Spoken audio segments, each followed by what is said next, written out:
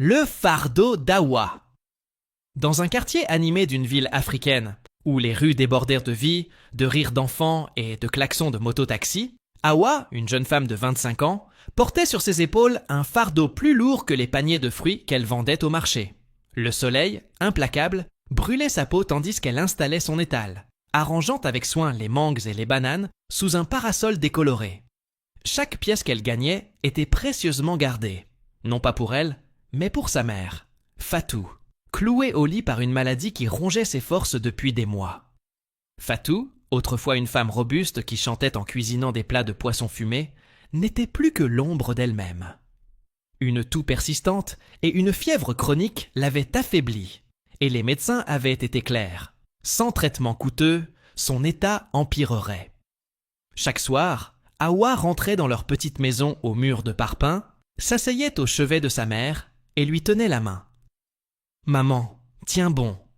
Je trouverai l'argent pour tes médicaments. Je te le promets, » murmurait-elle, la voix tremblante. Mais les factures s'accumulaient, et son maigre salaire de vendeuse ne suffisait pas. Les nuits sans sommeil se succédaient, ponctuées par les quintes de toux de Fatou et les prières silencieuses d'Awa. Le quartier, bien que bruyant, était une communauté tissée de solidarité fragile.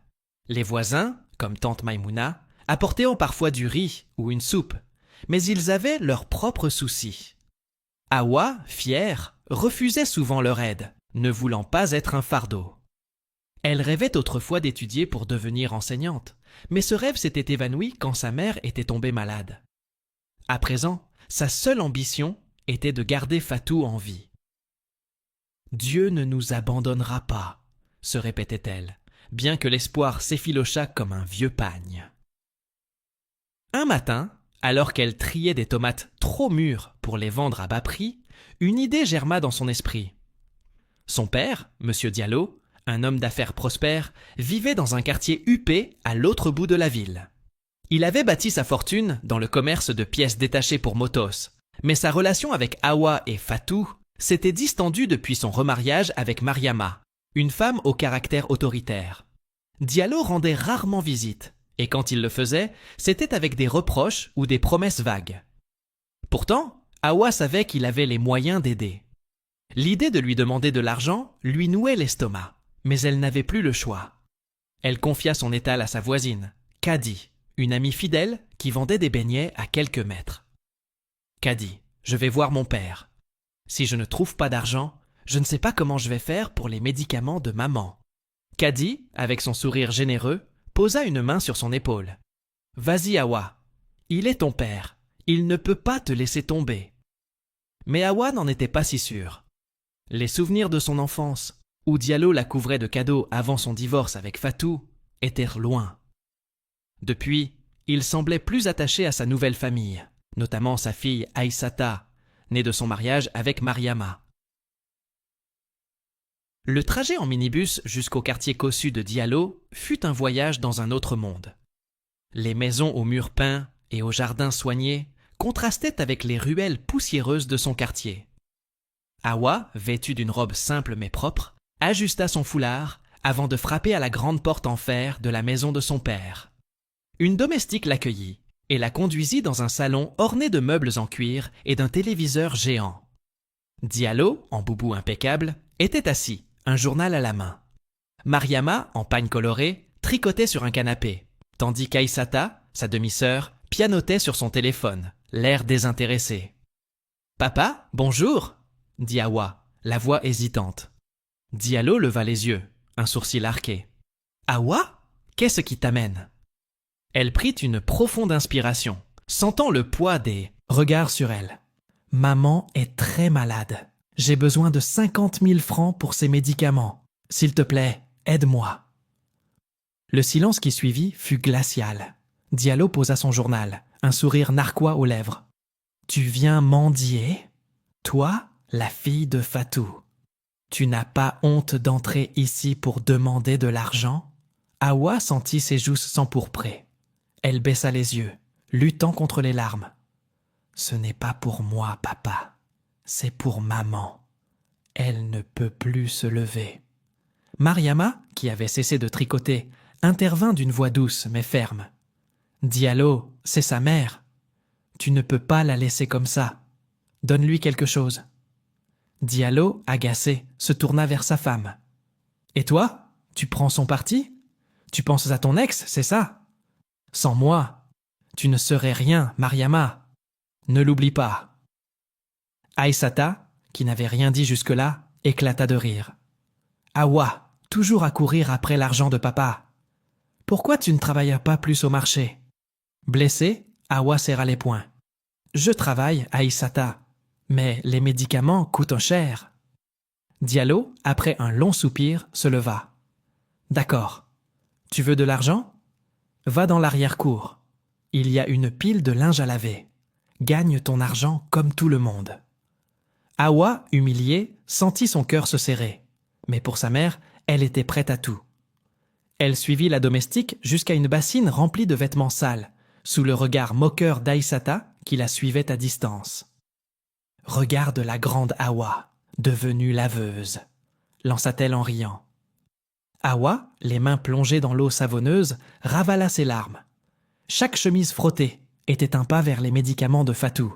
Mais au fond d'elle, une question la hantait. Jusqu'où devrait-elle aller pour sauver sa mère? Awa, les mains plongées dans l'eau savonneuse, frottait les vêtements de la famille de son père avec une détermination silencieuse. Le soleil tapait fort dans l'arrière-cour de la maison de M. Diallo, et des gouttes de sueur perlaient sur son front. Chaque chemise, chaque pagne qu'elle lavait, représentait un pas de plus vers l'argent nécessaire pour les médicaments de sa mère, Fatou. Pourtant, l'humiliation pesait lourd. Les rires d'Aïssata, sa demi-sœur, résonnaient encore dans ses oreilles. « Regarde la grande Awa, devenue laveuse !» avait-elle lancé, son téléphone à la main, filmant la scène pour s'amuser. Awa serrait les dents, refusant de lui donner la satisfaction de voir ses larmes.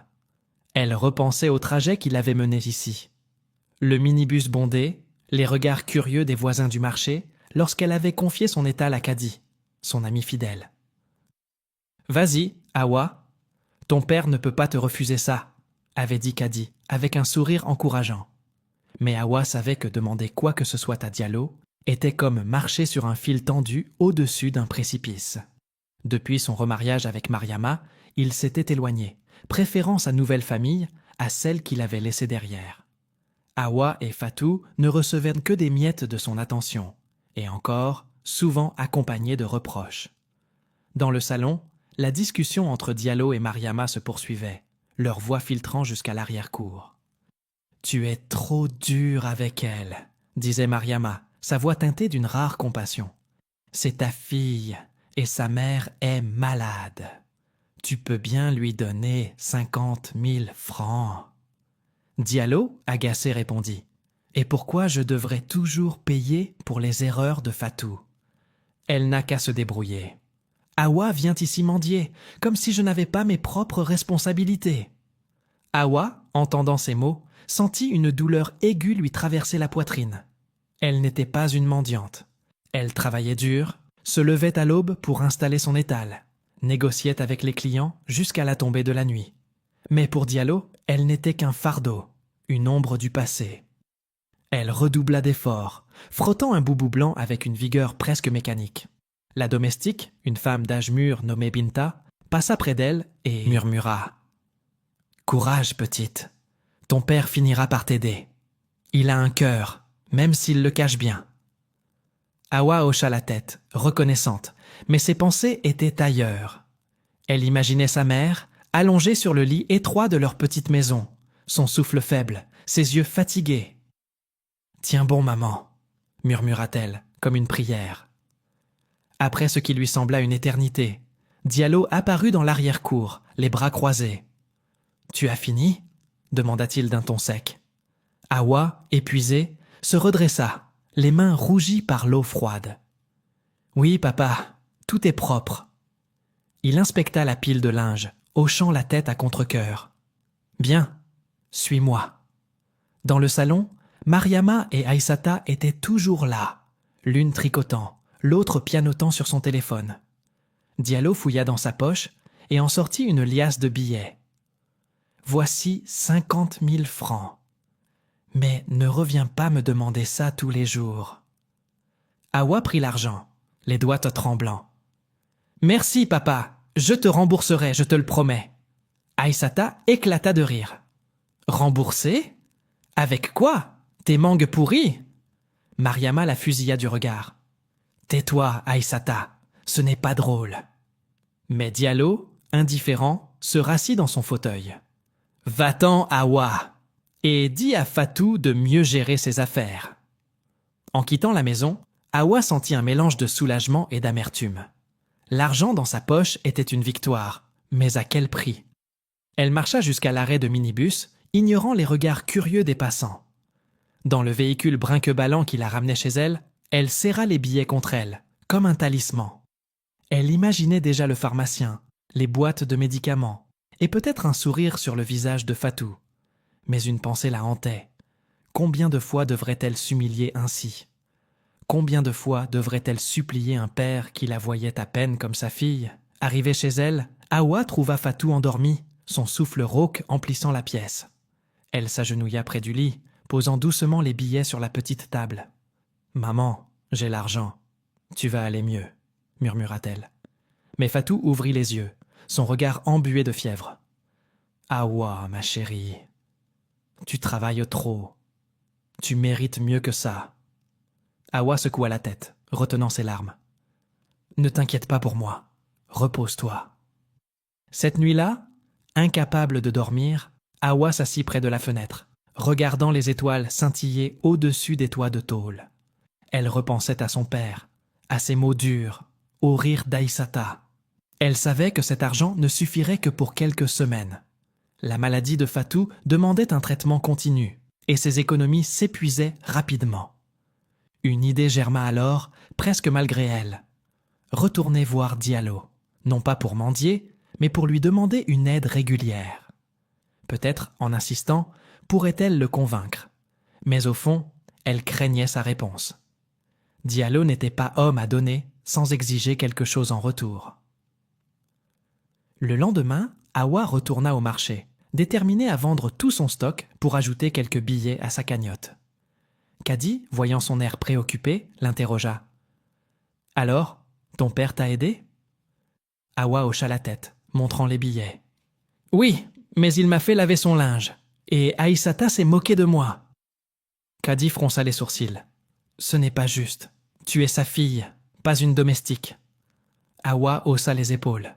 « Pour maman, je ferais n'importe quoi. » Mais alors qu'elle arrangeait ses mangues, un client, un homme en costume, s'arrêta à son étal. « Awa, c'est toi ?» demanda-t-il. Surprise, elle reconnut un ancien collègue de son père, Monsieur Sauve. Il sourit. « Ton père m'a parlé de toi. Viens à la maison un de ces jours, on discutera. » Awa, intriguée mais méfiante, acquiesça poliment. Elle ne savait pas encore que cette rencontre allait bouleverser sa vie. Le soleil se couchait sur le marché animé, où les cris des vendeurs se mêlaient aux klaxons des mototaxis.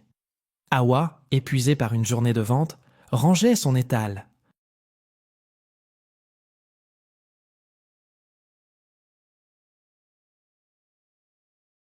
Avec des gestes mécaniques. Les 50 000 francs obtenus de son père, Monsieur Diallo, reposaient dans une petite poche cousue à l'intérieur de sa robe. Mais elle savait que cette somme ne suffirait pas longtemps pour les médicaments de sa mère, Fatou. Chaque billet était un sursis, un fragile rempart contre la maladie qui rongeait sa mère.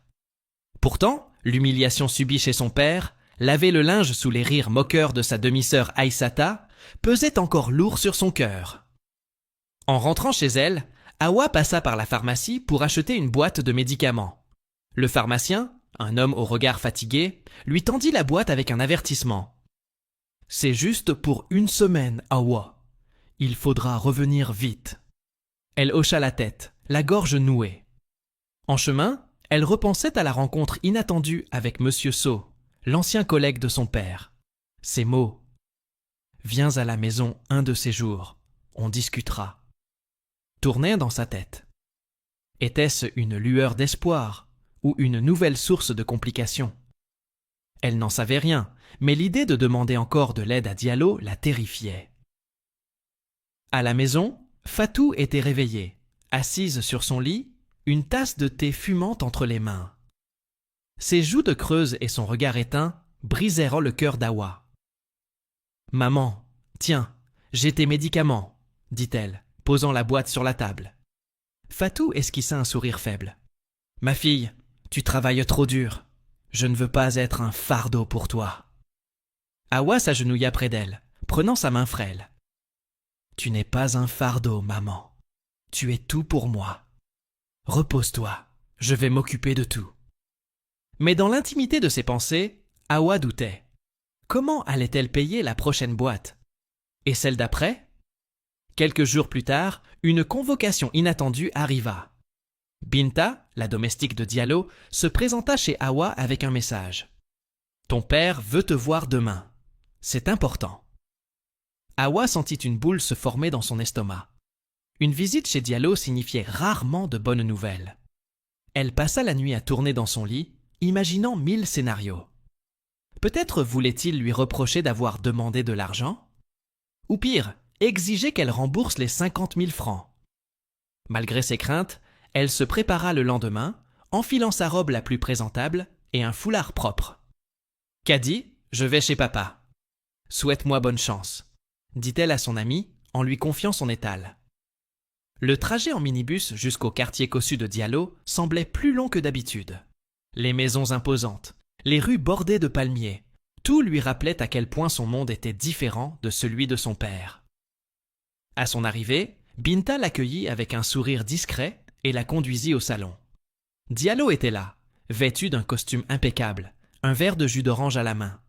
Mariama tricotait sur le canapé et Aïssata, fidèle à elle-même, scrollait sur son téléphone, un sourire narquois aux lèvres. L'atmosphère était lourde, presque théâtrale. « Awa, assieds-toi !» ordonna Diallo, son ton plus solennel que d'habitude. Elle obéit, les mains serrées sur ses genoux. « J'ai une opportunité pour toi, » commença-t-il, un sourire énigmatique aux lèvres. « Monsieur Sow, mon partenaire en affaires, m'a parlé de son fils, Amadou. C'est un bon parti. Leur famille possède des stations-service, des supermarchés, des immeubles. Ils sont riches, Awa. Très riches. Amadou veut t'épouser. » Awa cligna des yeux, abasourdie. Elle avait entendu parler d'Amadou Sow, le fils unique de Monsieur Sow, un jeune homme qui, à la suite d'un accident de voiture, avait perdu l'usage de ses jambes. Les rumeurs du quartier décrivaient un homme brillant mais brisé, confiné à un fauteuil roulant. « Amadou ? Mais il est handicapé, papa !» lâcha-t-elle, incapable de masquer sa surprise. Diallo haussa les épaules, comme si ce détail était insignifiant. « Et alors ? C'est une chance pour toi. Une fille comme toi, avec rien, peut entrer dans une famille comme celle des Sow. Tu veux que je continue à payer pour les médicaments de ta mère. Tu l'épouses. » Le silence tomba, pesant. Awa sentit son cœur s'accélérer. Mariama posa son tricot, visiblement troublée. « Diallo, comment peux-tu demander ça à ta fille? Amadou ne peut même pas marcher. Pourquoi pas Aïssata? Elle est aussi ta fille. » Aïssata, qui avait levé les yeux de son téléphone, éclata de rire. « Moi? Épouser un handicapé? Non, merci. Que ma chère sœur prenne cette chance. Elle a besoin d'argent pour sa mère, non ?» Son ton dégoulinait de mépris, et Awa sentit une colère sourde monter en elle. « Ce n'est pas juste, » murmura-t-elle, plus pour elle-même que pour les autres. Diallo se pencha en avant, son regard dur. « Juste? La vie n'est pas juste, Awa. J'ai promis à Monsieur Sow que tu épouserais son fils. C'est une question d'honneur, et ça sauvera ta mère. Tu veux qu'elle meure ?» Ces mots frappèrent Awa comme une gifle. Elle pensa à Fatou, à son souffle faible, à ses yeux pleins d'espoir malgré la douleur. Épouser un inconnu, un homme handicapé, pour sauver sa mère. L'idée lui donnait le vertige. Mariama, voyant la détresse d'Awa, tenta d'adoucir la situation. « Awa, écoute, Amadou est peut-être un homme bien. Tu ne le connais pas encore, et sa famille peut t'offrir une vie meilleure. » Mais Awa, submergée, se leva. « J'ai besoin de réfléchir. » Sans attendre de réponse, elle quitta la maison, ignorant le ricanement d'Aïssata et le regard sévère de Diallo. Dehors, l'air frais lui fit du bien, mais ses pensées tourbillonnaient. Était-ce vraiment la seule solution? Vendre son avenir pour sauver sa mère? En rentrant, elle s'arrêta chez Kadi, qui préparait des beignets dans une huile bouillonnante. « Alors, qu'est-ce qu'il voulait, ton père ?» demanda Kadi, essuyant ses mains sur son tablier. Hawa, les yeux brillants de larmes, raconta tout. La proposition, l'insistance de Diallo, les moqueries d'Aïssata. Kadi fronça les sourcils. « C'est beaucoup demandé, Hawa. Mais si cet Amadou est gentil, et si ça peut aider ta mère, peut-être que ce n'est pas une si mauvaise idée. » Hawa secoua la tête. « Je ne veux pas d'un mariage sans amour, Kadi. Mais si je refuse, comment vais-je payer les médicaments ?» Kadi posa une main sur son bras. « Prends ton temps. Parle à ta mère. Elle saura te guider. » Cette nuit-là, Hawa veilla au chevet de Fatou, les mots de son père résonnant dans sa tête. Épouser Amadou était-il un sacrifice ou une opportunité? Elle n'avait pas de réponse, mais une chose était sûre. Elle ferait tout pour sauver sa mère, même si cela signifiait affronter l'inconnu. Hawa passa la nuit à tourner dans son lit, incapable de fermer l'œil. Les mots de son père, Monsieur Diallo, résonnaient comme un écho incessant. « Épouse Amadou, ou ta mère mourra. » La proposition de mariage avec le fils handicapé de Monsieur Sao, un homme qu'elle n'avait jamais rencontré, pesait sur elle comme une sentence. Dehors, le quartier s'était tu, ne laissant que le chant des grillons et le murmure lointain d'une radio. Hawa fixait le plafond de tôle de leur petite maison, les pensées enchevêtrées. Sauver sa mère, Fatou, était sa priorité absolue. Mais à quel prix? Épouser un inconnu, vivre avec un homme en fauteuil roulant, renoncer à ses rêves d'amour et de liberté? L'idée la terrifiait, mais l'image de Fatou, affaiblie et souffrante, la poussait à envisager l'impensable. Au petit matin, Hawa se leva, les yeux cernés, et prépara un thé pour sa mère. Fatou, réveillée par une quinte de toux, la regarda avec tendresse.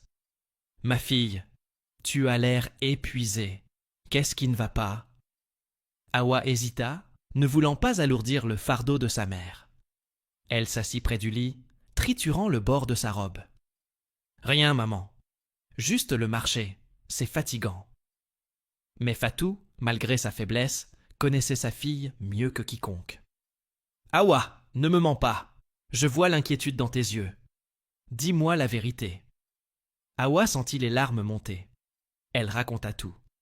La visite chez Diallo, l'humiliation de laver le linge, la proposition de mariage avec Amadou Sow. Papa dit que si je l'épouse, sa famille paiera tes médicaments. Mais c'est un inconnu, maman, et il est handicapé. Je ne sais pas quoi faire. Fatou, les yeux brillants d'émotion, serra la main d'Hawa. « Oh, ma chérie, je ne veux pas que tu sacrifies ta vie pour moi. Un mariage, c'est sacré. Tu mérites l'amour, pas une obligation. » Hawa secoua la tête, la voix tremblante. « Mais si je refuse, comment vais-je te soigner? Les 50 000 francs que papa m'a donnés ne suffiront pas longtemps. » Fatou, malgré sa douleur, tenta de se redresser. « Écoute-moi, Hawa. Dieu nous guidera. Tu es forte, plus forte que tu ne le penses. Ne laisse pas ton père te forcer à faire quelque chose contre ton cœur. » Ces mots, pleins de sagesse, touchèrent Hawa, mais ils n'effacèrent pas son dilemme. Elle voulait croire en un miracle, mais les factures médicales étaient une réalité bien tangible. Après avoir donné ses médicaments à Fatou, elle partit pour le marché, déterminée à trouver une solution. Au marché, l'agitation habituelle l'enveloppa. Les cris des vendeurs, l'odeur des poissons frits, les enfants courant entre les étals. Hawa installa ses mangues et bananes, mais son esprit était ailleurs. Kadi, son ami fidèle, remarqua son air préoccupé. « Hawa, tu es silencieuse aujourd'hui. C'est ton père, il t'a encore fait des misères. » Hawa soupira et raconta la proposition de Diallo. Kadi, en versant de l'huile dans sa poêle pour cuire des beignets, réfléchit. « Écoute, Hawa, Je sais que c'est dur. Épouser un inconnu, c'est effrayant, et encore plus s'il est handicapé. Mais s'il est gentil, et si sa famille peut aider ta mère, peut-être que ce n'est pas une si mauvaise idée. Hawa fronça les sourcils. Tu penses que je devrais accepter? Juste pour l'argent? Caddy haussa les épaules, essuyant ses mains sur son tablier. Pas seulement pour l'argent. Peut-être qu'Amadou est un homme bien. Tu ne le sauras pas si tu ne le rencontres pas.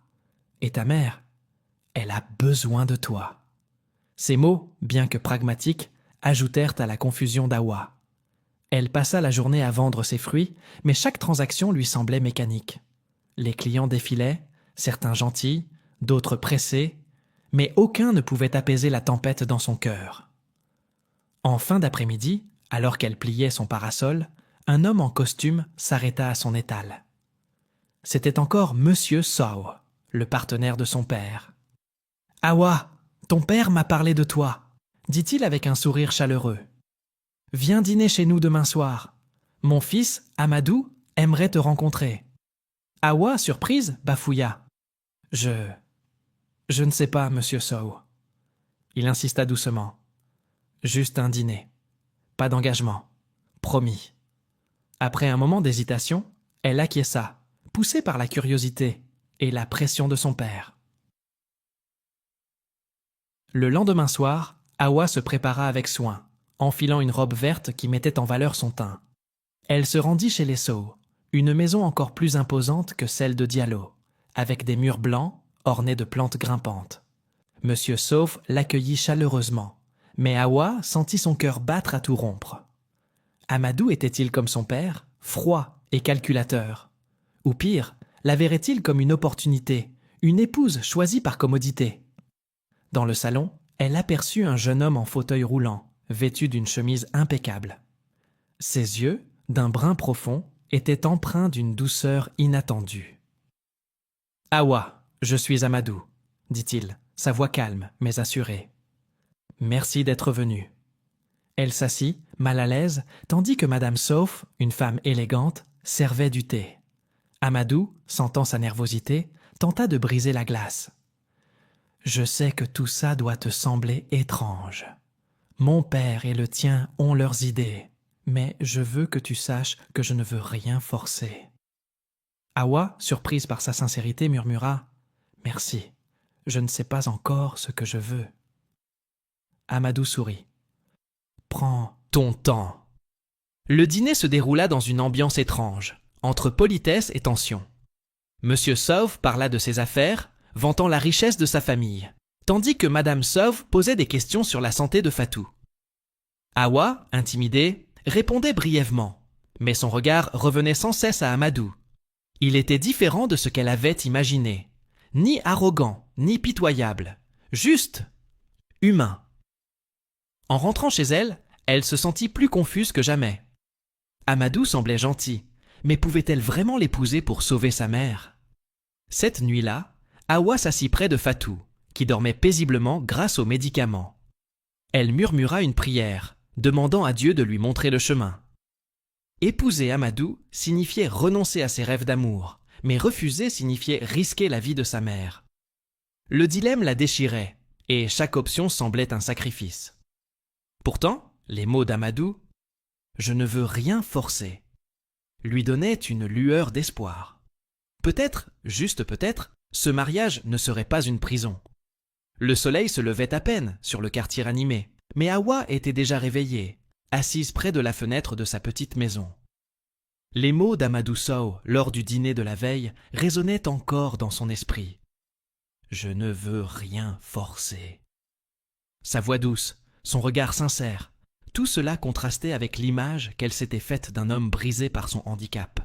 Pourtant, malgré cette première impression, l'idée d'épouser un inconnu la terrifiait. Elle avait passé la nuit à peser le pour et le contre, le cœur déchiré entre son devoir envers sa mère, Fatou, et ses propres rêves d'un avenir libre, peut-être même d'amour. Mais les quintes de tout de Fatou, qui résonnaient dans la pièce d'à côté, étaient un rappel cruel de la réalité. Sans argent, sa mère ne survivrait pas longtemps. Hawa prépara un thé léger et s'assit au chevet de Fatou, qui ouvrit les yeux avec difficulté.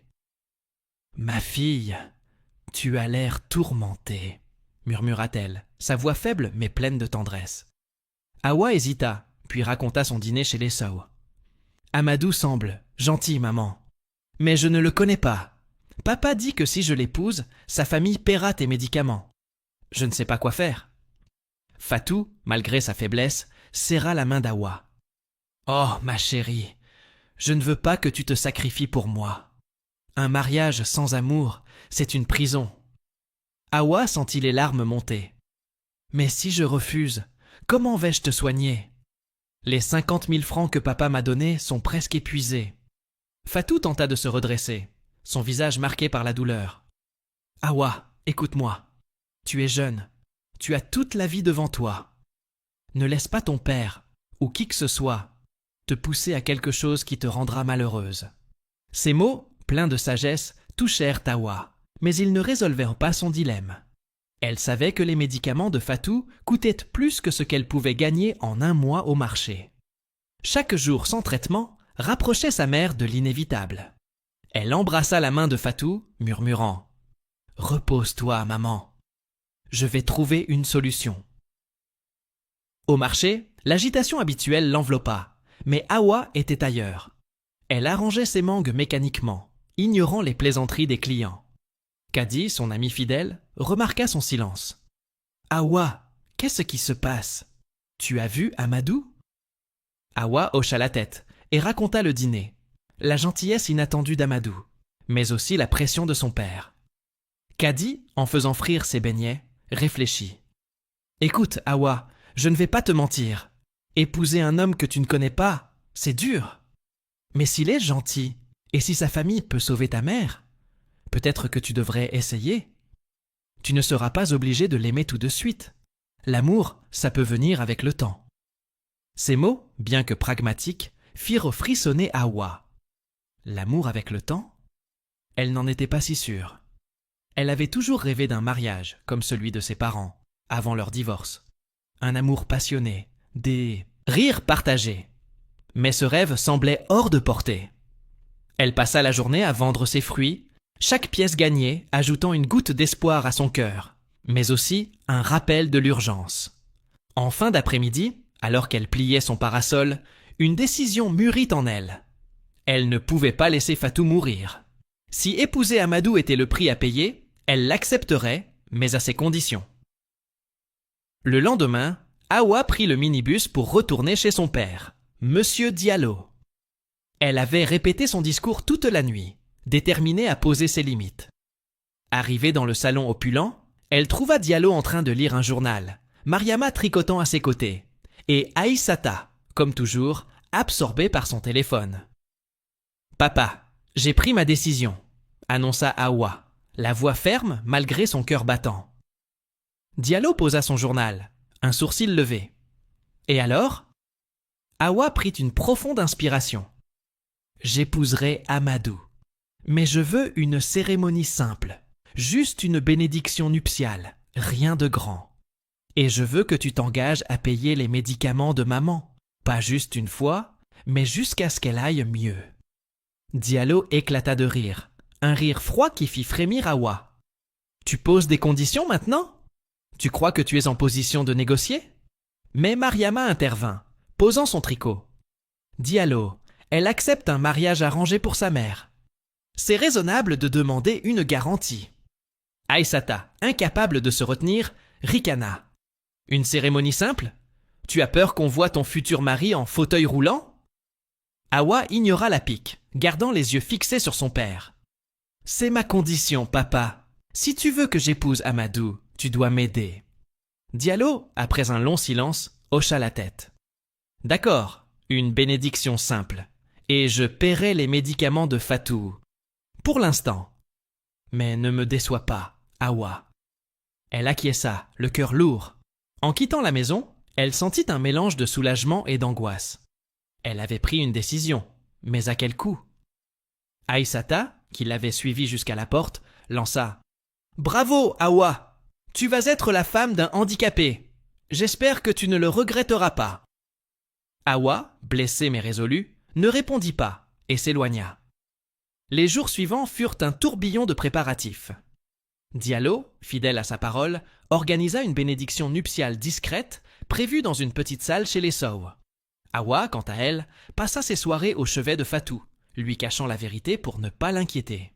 « Maman, j'ai trouvé un moyen de payer tes médicaments. Ne t'en fais pas, disait-elle, esquivant les questions. Mais chaque nuit, seule dans son lit, Hawa se demandait si elle avait fait le bon choix. Amadou semblait gentil, mais que savait-elle de lui? Et si ce mariage devenait une cage dorée? Kadi, toujours à ses côtés, tenta de la rassurer. « Hawa, tu es courageuse. Tu fais ça pour ta mère, mais qui sait? Peut-être qu'Amadou te surprendra. » Hawa esquissa un sourire triste. « Peut-être.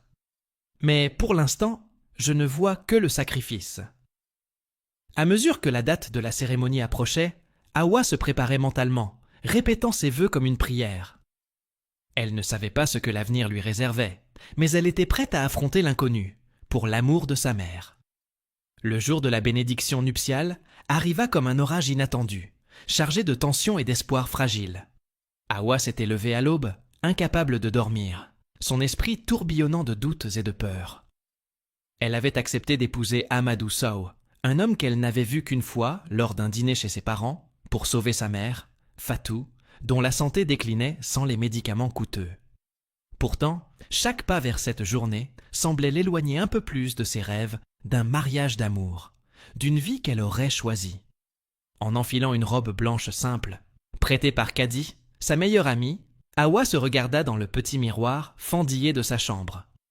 « Tu fais ça pour maman, » murmura-t-elle, comme pour se convaincre. Le trajet jusqu'à la maison des Sauves, dans un quartier cossu de la ville, fut silencieux. Hawa, assise à l'arrière d'un taxi, triturait nerveusement son foulard. Les rues poussiéreuses de son quartier avaient cédé la place à des avenues bordées de palmiers et de villas aux murs immaculés.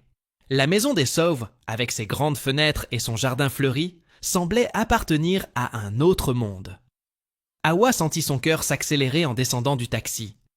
Elle allait rencontrer Amadou, non pas comme une invitée, mais comme sa future épouse. L'idée la terrifiait autant qu'elle l'intriguait. À l'intérieur, l'ambiance était étrangement feutrée pour une cérémonie de mariage. Pas de tambour, pas de foule bruyante, juste une poignée de proches réunis dans un salon décoré de guirlandes blanches et de fleurs fraîches. Monsieur Sow, le père d'Amadou, l'accueillit avec un sourire chaleureux. « Hawa, tu es magnifique.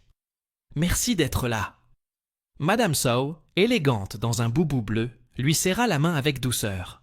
« Tout ira bien, ma chère. » Mais Hawa, mal à l'aise, cherchait Amadou du regard. Elle l'aperçut près d'une fenêtre, en fauteuil roulant, vêtu d'une chemise blanche impeccable. Ses yeux, d'un brun profond, semblaient à la fois nerveux et pleins d'espoir.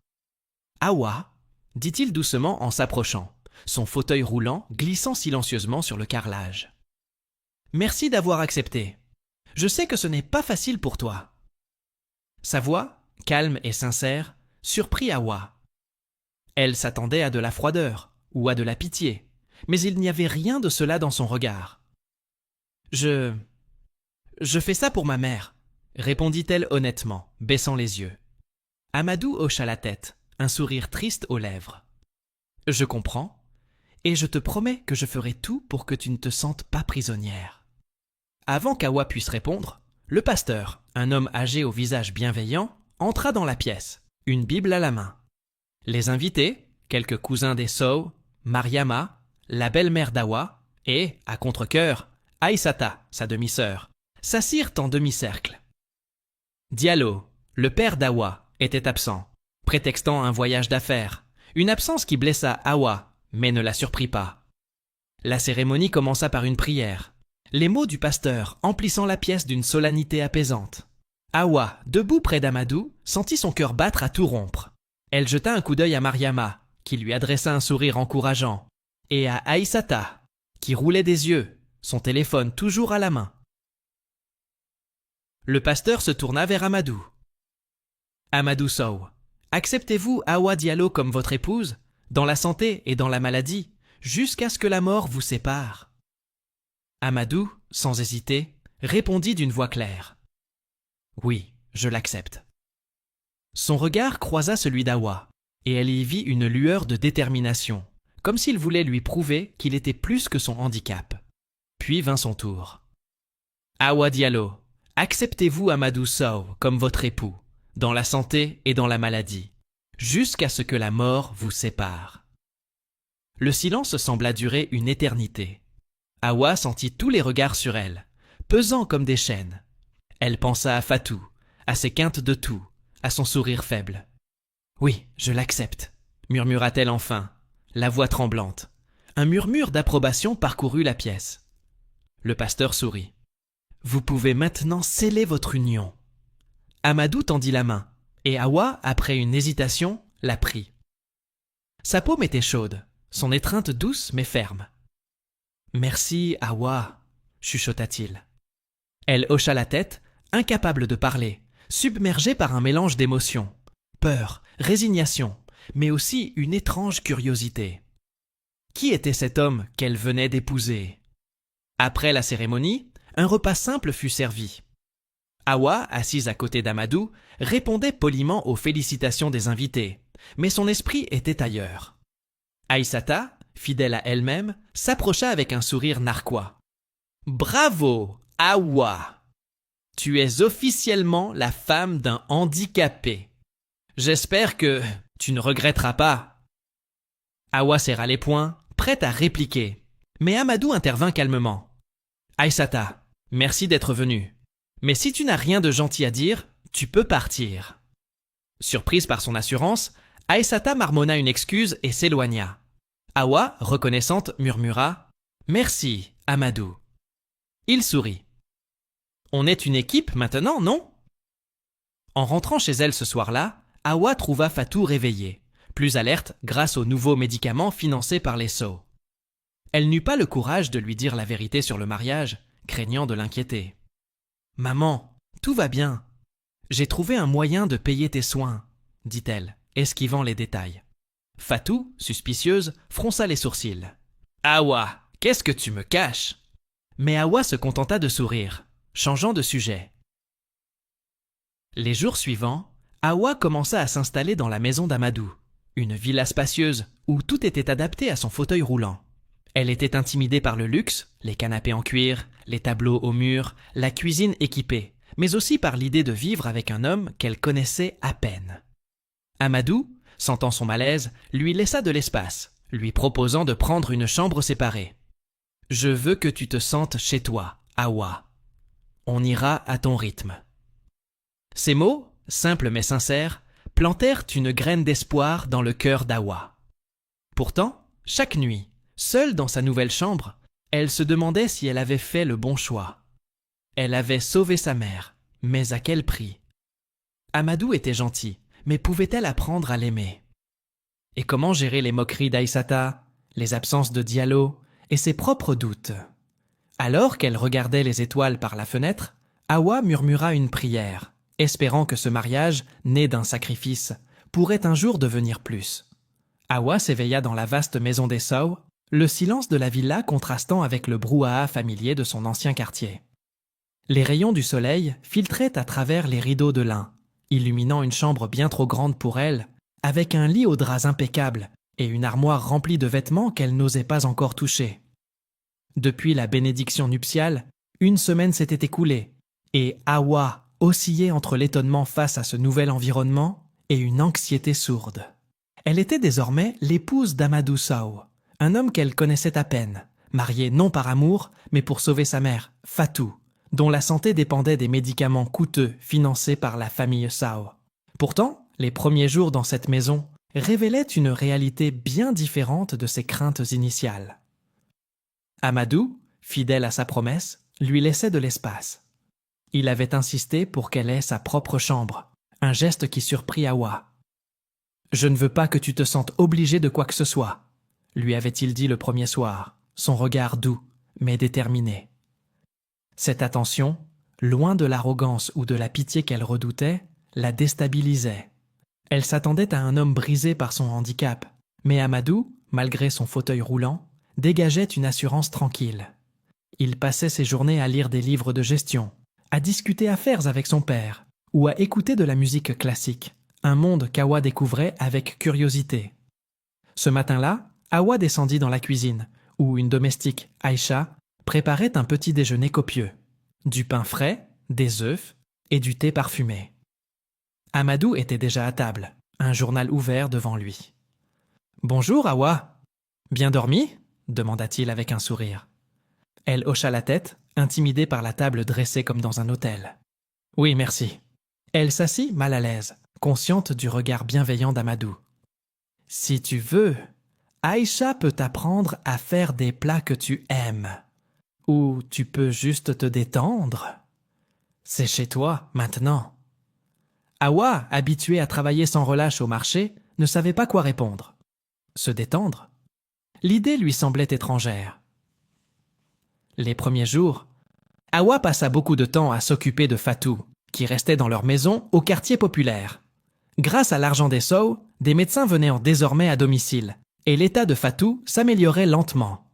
Awa rendait visite à sa mère chaque jour, apportant des fruits frais et des nouvelles rassurantes.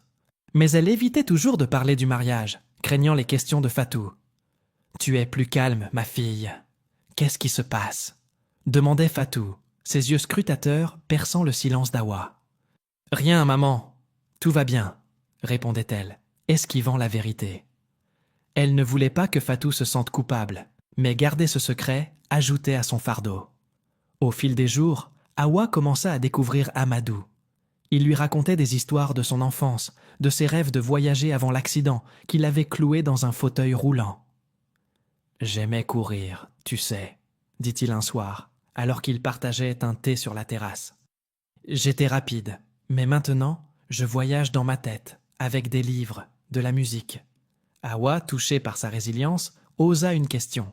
« Tu n'es pas en colère? Contre la vie, contre ce qui t'est arrivé ?» Amadou sourit, un sourire teinté de tristesse. « Au début, oui, mais la colère ne change rien. Alors, j'essaie de trouver du sens, autrement. » Ces conversations, simples mais profondes, firent naître en Awa une admiration inattendue. Amadou n'était pas le fardeau qu'elle avait craint, mais un homme qui, malgré ses limites physiques, vivait avec une force intérieure qu'elle enviait. Un soir, alors qu'il regardait un coucher de soleil depuis la terrasse, il lui confia « Awa, je sais pourquoi tu m'as épousée. Pour ta mère. Et je respecte ça.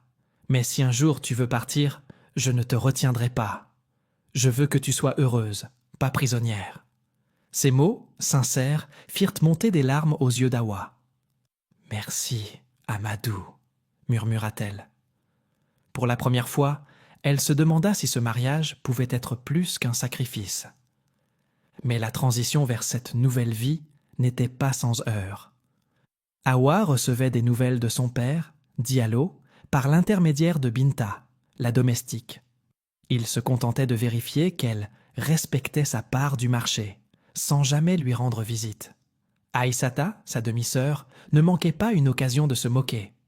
Lors d'une visite impromptue, elle lança « Alors, Awa, comment va la vie de princesse avec ton mari handicapé ?» Awa, piquée au vif, répondit calmement « C'est mon mari, Aïssata, et il est plus humain que tu ne le seras jamais. » Aïssata, décontenancée, haussa les épaules et partit, mais ses mots laissèrent une trace amère. Kadi, toujours fidèle, rendait visite à Awa dans sa nouvelle maison, émerveillée par le luxe. « Awa, regarde cet endroit. Tu vis comme une reine, » plaisantait-elle. Mais elle voyait aussi la lutte intérieure de son amie. « Tu l'aimes, Amadou ?» demanda-t-elle un jour, alors qu'elle partageait un jus de bissap dans le jardin. Awa soupira. « Je ne sais pas, Kadi. Il est gentil, patient. Mais je l'ai épousé pour maman, pas pour l'amour. » Kadi posa une main sur son bras. « Donne-toi du temps. Tu es forte, Awa. Et qui sait? Peut-être qu'il te surprendra encore. » Amadou, de son côté, faisait des efforts pour intégrer Awa dans sa vie. Il lui proposa de l'accompagner à une réunion d'affaires avec son père, où elle découvrit son intelligence et son sens des affaires. Il gérait une partie des investissements familiaux, malgré son handicap, et son assurance impressionna Hawa. « Tu n'as pas besoin de faire tout ça, tu sais, » lui dit-elle un jour, admirative. « Si, j'ai besoin. Pour prouver que je suis plus que ce fauteuil, » répondit-il avec un sourire. Peu à peu, Hawa commença à se sentir à l'aise dans cette maison, dans cette vie. Elle apprenait à connaître Amadou, ses goûts, ses humeurs, ses silences. Elle découvrit qu'il aimait les poèmes de Senghor et qu'il rêvait de visiter Paris, malgré son état. Ces moments partagés, bien que timides, tissaient un lien fragile entre eux. Mais Hawa restait hantée par une question. Pouvait-elle aimer un homme qu'elle avait épousé par devoir? Et comment gérer les attentes de sa famille, les moqueries d'Aïssata et les silences de Fatou, qui ignorait encore la vérité? Chaque soir, en regardant les étoiles depuis la terrasse, Hawa murmurait une prière, demandant à Dieu de guider son cœur. Elle ne savait pas encore si ce mariage deviendrait une cage ou une chance, mais pour la première fois, elle entrevoyait une possibilité. Peut-être, avec le temps, pourrait-elle trouver sa place aux côtés d'Amadou? Hawa s'adaptait lentement à sa nouvelle vie dans la maison des Sauves, un monde de confort et de luxe qu'elle n'aurait jamais imaginé quelques mois plus tôt. La villa, avec ses grandes pièces lumineuses et son jardin fleuri, contrastait avec la simplicité de son ancienne maison, où les murs de parpaing laissaient ne filtrer la poussière des rues animées. Pourtant, malgré les apparences, Hawa se sentait souvent comme une étrangère dans ce décor. Elle était l'épouse d'Amadou Sow, un homme qu'elle apprenait à connaître. Mais les ombres de son passé, les attentes de son père, les moqueries de sa demi-sœur Aïssata et le secret qu'elle gardait vis-à-vis de sa mère, Fatou, pesaient lourd sur son cœur. Chaque matin, Hawa se réveillait avec une mission, s'assurer que Fatou recevait les soins nécessaires. Grâce à la famille Sow, des médecins venaient désormais régulièrement à domicile et l'état de Fatou s'améliorait. Ses quintes de toux s'espaçaient et une lueur d'espoir brillait à nouveau dans ses yeux. Lors de ses visites quotidiennes, Hawa apportait des fruits frais et des plats préparés par Aïcha, la domestique des Sow. Mais elle évitait toujours de parler du mariage, craignant la réaction de Fatou. « Ma fille, tu as l'air différente, » disait Fatou, son regard scrutateur perçant les silences d'Hawa. « Tout va bien, maman. Concentre-toi sur ta guérison, » répondait-elle, esquivant la vérité. Dans la maison d'Amadou, Hawa découvrait peu à peu un homme qui défiait ses préjugés. Amadou, malgré son fauteuil roulant, était loin d'être le fardeau qu'elle avait craint. Il passait ses journées à gérer des projets familiaux, lisant des livres de gestion ou écoutant de la musique douce. Un soir, alors qu'il partageait un dîner dans la salle à manger, il lui raconta une anecdote de son adolescence, quand il avait tenté d'escalader un manguier pour impressionner ses amis. « J'ai fini par terre, couvert de boue, » rit-il. Hawa, amusée, se surprit à sourire. Ces moments, simples mais sincères, tissaient un lien fragile entre eux. Pourtant, elle se demandait encore si ce qu'elle ressentait était de l'affection ou simplement de la gratitude. Mais la paix de cette nouvelle vie fut bientôt troublée. Un après-midi, alors qu'Hawa jardinait dans la cour, une activité qu'elle avait adoptée pour se sentir utile, Aïssata, sa demi-sœur, se présenta sans prévenir. Vêtue d'un pagne coloré et d'un sourire narquois, elle inspecta la maison comme si elle lui appartenait. « Alors, Hawa, comment va la vie de princesse avec ton mari handicapé ?» lança-t-elle, son ton dégoulinant de mépris. Hawa, les mains pleines de terre, sentit la colère monter. « Aïssata, c'est mon mari. Ne parle pas de lui comme ça. » Aïssata éclata de rire. « Oh, relax. Tu vis comme une reine grâce à lui. Tu devrais me remercier d'avoir refusé ce mariage. » Amadou, qui avait entendu la conversation depuis le salon, roula jusqu'à la porte. « Aïssata, si tu es venue pour insulter Hawa, tu peux partir, » dit-il calmement, mais avec une autorité qui surprit Hawa. Aïssata, décontenancée, marmonna une excuse et s'éloigna, promettant de revenir. Hawa, reconnaissante, murmura « Merci, Amadou. » Il haussa les épaules. « On se protège mutuellement, non ?» Ce moment, bien que bref, renforça le respect d'Hawa pour lui. Il n'était pas seulement gentil. Il avait une intérieur qu'elle commençait à admirer. Mais les tensions ne venaient pas seulement d'Aïssata. Monsieur Diallo, le père d'Awa, restait distant, se contentant d'envoyer des messages par l'intermédiaire de Binta, la domestique, pour s'assurer qu'Awa respectait ses engagements. Son absence à la bénédiction nuptiale avait blessé Awa, mais elle n'était pas surprise. Diallo avait toujours privilégié sa nouvelle famille, et Awa n'était qu'un pion dans ses affaires. Mariama, sa belle-mère, était plus compatissante, lui envoyant parfois des messages d'encouragement. « Tiens bon, Awa, tu es courageuse », écrivait-elle. Mais ces mots, bien que réconfortants, ne comblaient pas le vide laissé par l'indifférence de son père. Un jour, alors qu'Awa rendait visite à Fatou, celle-ci aborda le sujet qu'Awa redoutait. « Ma fille, je ne suis pas naïve. Tu as changé, et je vois des médecins venir ici, payés par je ne sais qui. Dis-moi la vérité. » Awa, le cœur lourd, s'effondra en larmes. « Maman, je me suis mariée à Amadou Sow, le fils d'un partenaire de papa. C'est la seule façon de payer tes médicaments. » Fatou, bouleversée, serra sa fille dans ses bras frêles. « Oh, Awa, pourquoi ne m'as-tu rien dit? Tu t'es sacrifiée pour moi ?» Awa secoua la tête. « Ce n'est pas un sacrifice, maman. Amadou est différent de ce que je pensais.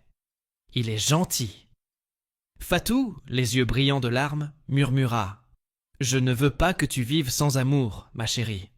Promets-moi que tu seras heureuse. » Awa hocha la tête, mais au fond, elle n'était pas sûre. Elle aimait la compagnie d'Amadou, mais l'amour? C'était un mot trop grand pour ce qu'elle ressentait. De retour à la villa, elle confia ses doutes à Kadi, venu lui rendre visite. « Je ne sais pas si je peux l'aimer, Kadi. Je l'apprécie, mais est-ce assez ?» Kadi, en sirotant un jus de bissap, répondit. « L'amour, ça ne vient pas toujours tout de suite. Tu as vu comment il te traite. Laisse le temps faire son travail. » Amadou, de son côté, faisait tout pour qu'Awa se sente chez elle. Il lui proposa de redécorer la maison à son goût, l'encouragea à inviter Kadi plus souvent. Un soir, il lui offrit un livre de poèmes, un recueil de Léopold Sédar Senghor. « Tu m'as dit que tu aimais lire, avant », dit-il timidement. Awa, touchée, feuilleta le livre, lisant un poème à voix haute sous le regard attentif d'Amadou. Ses gestes, petits mais significatifs, firent naître en elle une chaleur nouvelle. Elle n'était pas encore amoureuse, mais elle sentait qu'un lien se formait, plus profond qu'elle ne l'aurait cru. Pourtant, les tensions familiales continuaient de la hanter. Aïssata, jalouse du confort d'Awa, envoyait des messages moqueurs, et Diallo, toujours absent, ne montrait aucun intérêt pour sa nouvelle vie. Awa se demandait si elle pourrait un jour gagner leur respect, ou si elle devrait se contenter de cette vie qu'elle n'avait pas choisie. Mais chaque soir, en discutant avec Amadou, elle trouvait du réconfort. Il lui parlait de ses rêves, de ses projets pour l'entreprise familiale, et elle commençait à envisager un avenir à ses côtés. Peut-être, se disait-elle, ce mariage pourrait devenir plus qu'un arrangement. Awa se réveillait chaque matin avec une sensation nouvelle, un mélange d'espoir prudent et de questionnements intérieurs. La villa des Sow, avec ses murs blancs et ses meubles élégants, commençait à devenir plus qu'un simple décor étranger. Elle s'y sentait presque chez elle. Les semaines qui avaient suivi son mariage avec Amadou Sow avaient transformé sa vision du monde, et surtout d'elle-même. Ce mariage, initialement accepté pour sauver sa mère, Fatou, des griffes d'une maladie coûteuse, s'était révélé être bien plus qu'un sacrifice. Amadou, malgré son fauteuil roulant, se montrait non seulement attentionné, mais aussi inspirant. Et Awa découvrait en lui une force qui la poussait à revoir ses propres limites. Chaque jour, Awa passait du temps avec Amadou, apprenant à connaître l'homme derrière, le handicap. Il avait une passion pour les livres, les affaires et une curiosité insatiable pour le monde. Un matin, alors qu'ils prenèrent le petit déjeuner dans la salle à manger, il lui tendit une brochure d'une université locale. « Awa, tu m'as dit que tu rêvais d'être enseignante. Pourquoi ne pas reprendre tes études ?» demanda-t-il, ses yeux brillants d'encouragement. Awa, surprise, fixa la brochure, son cœur battant. Amadou, je ne peux pas. Les études, c'est cher. Et je dois m'occuper de toi, de maman. Il secoua la tête, un sourire doux aux lèvres. Tu n'as pas à t'occuper de moi comme si j'étais un fardeau. Et pour ta mère, les médecins sont là. Pense à toi, pour une fois. Ces mots frappèrent Awa comme une révélation. Depuis des années, elle avait mis ses rêves de côté, d'abord pour subvenir aux besoins de Fatou, puis pour honorer l'arrangement avec son père, Diallo. L'idée de reprendre ses études, de redevenir la jeune fille ambitieuse qu'elle était autrefois, lui semblait à la fois excitante et terrifiante. « Je vais y réfléchir », murmura-t-elle, touchée par la confiance qu'Amadou plaçait en elle. Ce soir-là, elle feuilleta la brochure, rêvant d'une salle de classe où elle enseignerait à des enfants, leur offrant l'éducation qu'elle avait dû abandonner. Entre-temps, l'état de Fatou continuait de s'améliorer. Les médecins, financés par la famille Sauve, venaient régulièrement, et Fatou retrouvait peu à peu sa vitalité. Lors d'une visite, Awa trouva sa mère assise dehors, sous un manguier, un sourire timide sur le visage. « Ma fille, je me sens plus forte. Grâce à toi, » dit Fatou, ses yeux brillants de gratitude. Awa, incapable de garder le secret plus longtemps, s'assit à ses côtés et lui raconta tout. Le mariage, les conditions de Diallo, la gentillesse d'Amadou. Fatou, ému, serra sa fille dans ses bras. « Oh, Awa, je suis désolé que tu aies dû faire ça pour moi. Mais cet Amadou, il a l'air d'un homme bien. Est-ce que tu l'aimes ?» Awa hésita, cherchant ses mots. « Je ne sais pas si c'est de l'amour, maman, mais je l'apprécie. Il me respecte, il me pousse à être meilleur. » Fatou hocha la tête, un sourire triste aux lèvres. « L'amour peut grandir, ma chérie. Donne-lui du temps. » Ces mots, pleins de sagesse, apaisèrent Awa. Elle rentra à la villa avec une légèreté nouvelle, déterminée à construire quelque chose de beau avec Amadou.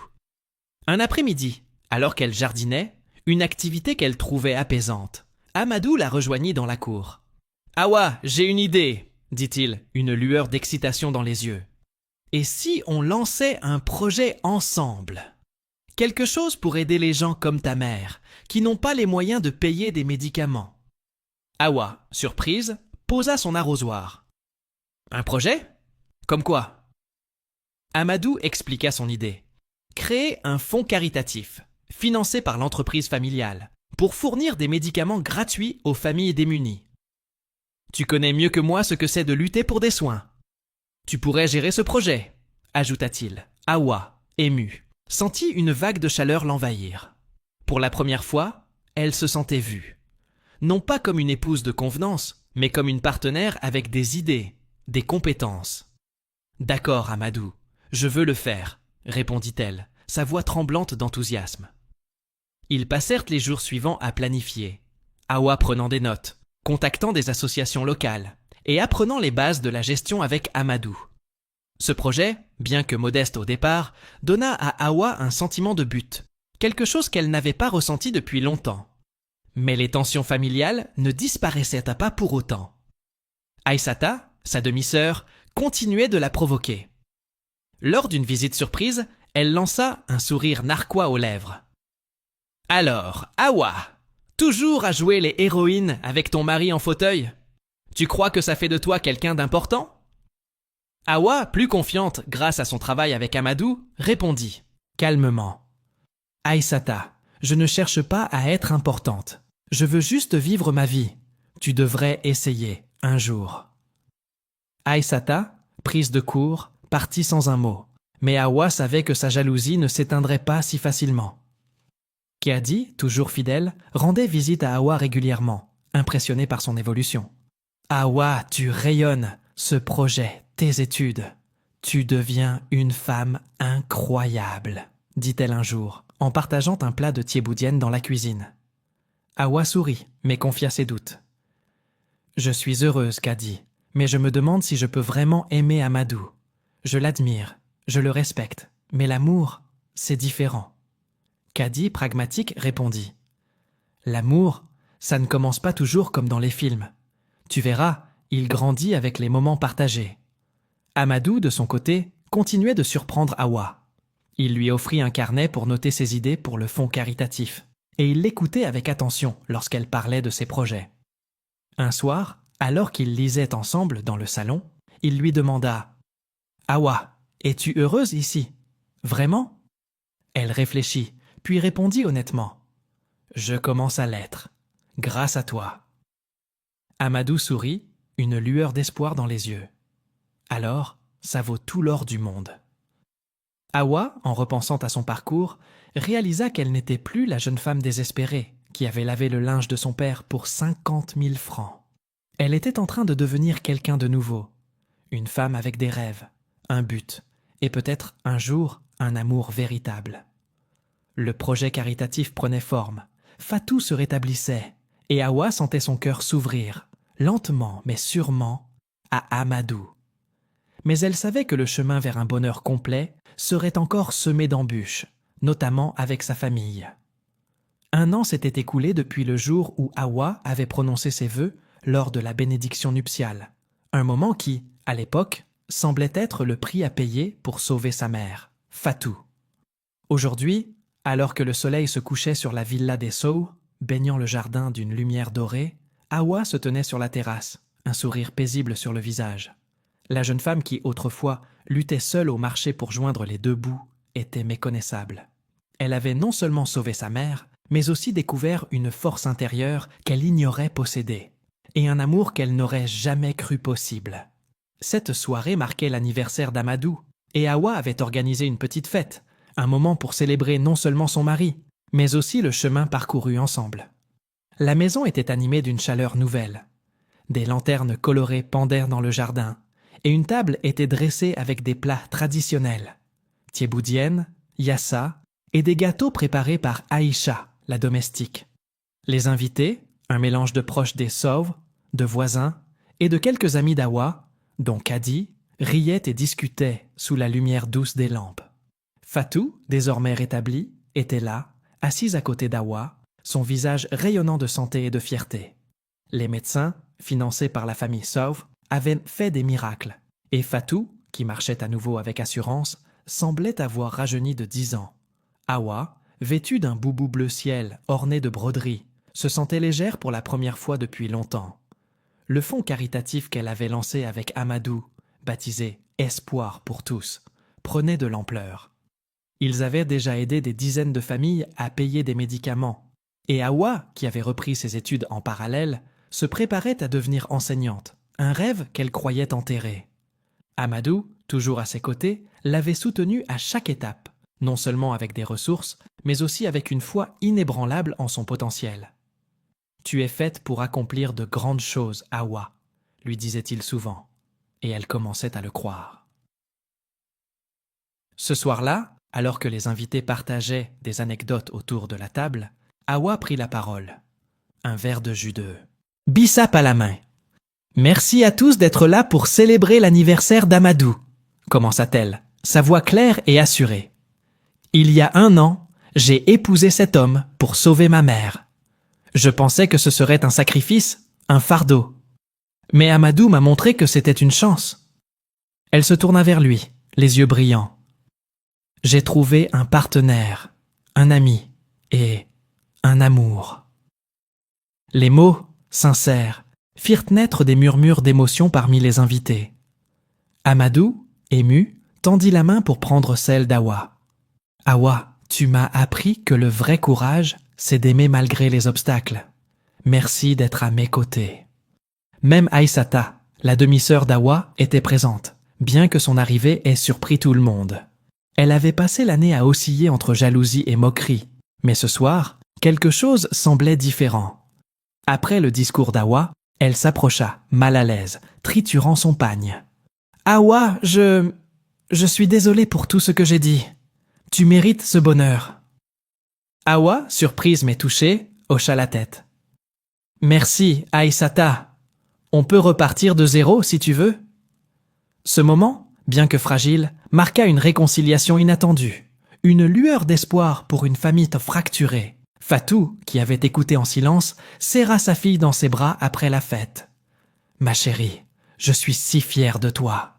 Tu as transformé un sacrifice en quelque chose de beau. » Hawa, les larmes aux yeux, répondit « C'est grâce à toi, maman, et à Amadou. » Plus tard, alors que les invités partaient, Hawa et Amadou restèrent seuls dans le jardin, sous un ciel étoilé. « On a fait du chemin, n'est-ce pas ?» dit Amadou, un sourire dans la voix. Hawa rit doucement. « Oui, et on en fera encore plus. » Le fonds caritatif continua de grandir, devenant une référence dans la communauté. Hawa, désormais étudiante en pédagogie, enseignait bénévolement dans une école locale en attendant son diplôme. Amadou, inspiré par leur projet commun, lança une initiative pour rendre les entreprises familiales accessibles aux personnes handicapées. Un combat qui lui tenait à cœur. Ensemble, ils formaient une équipe, non seulement dans leur mariage, mais aussi dans leur mission de rendre le monde meilleur. Kadi, fidèle ami, ne manquait pas de taquiner Hawa. « Tu vois, je t'avais dit que l'amour viendrait avec le temps. » plaisantait-elle lors de leurs retrouvailles au marché, où Hawa passait parfois pour aider. Hawa riait, reconnaissante pour son soutien indéfectible. Même Diallo, le père d'Hawa, commença à changer d'attitude. Impressionné par le succès du fonds caritatif et la transformation de sa fille, il lui rendit visite un jour, s'excusant maladroitement pour son indifférence passée. « Tu as fait quelque chose de grand, Hawa, » murmura-t-il. Hawa, sans rancune, l'accueillit avec un sourire. « C'est grâce à tout ce que j'ai traversé, papa. » La vie d'Hawa, autrefois marquée par le désespoir et les sacrifices, s'était transformée en un tableau de lumière. Elle avait sauvé sa mère, retrouvé ses rêves et découvert un amour profond avec Amadou. Leur union, née d'un arrangement, était devenue un partenariat d'âme, une source d'inspiration pour leur entourage. Alors qu'elle se tenait aux côtés d'Amadou, main dans la main, sous les étoiles, Hawa savait qu'elle avait trouvé bien plus qu'un refuge. Elle avait construit un foyer, un avenir.